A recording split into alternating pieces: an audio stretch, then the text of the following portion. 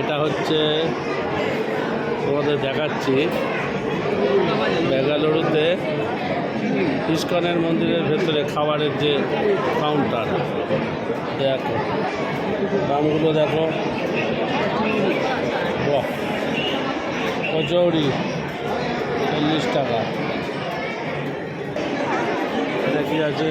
Veg role 2 piece 60 টাকা। মশলা পাপ 50 টাকা।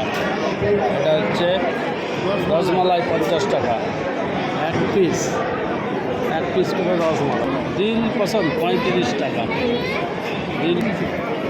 এই যে আমি কাউন্টারে ঘুরে বেড়াচ্ছি, দেখছি কি খাওয়া যায়। দেখি দেখো কত সুন্দর সুন্দর খাবার।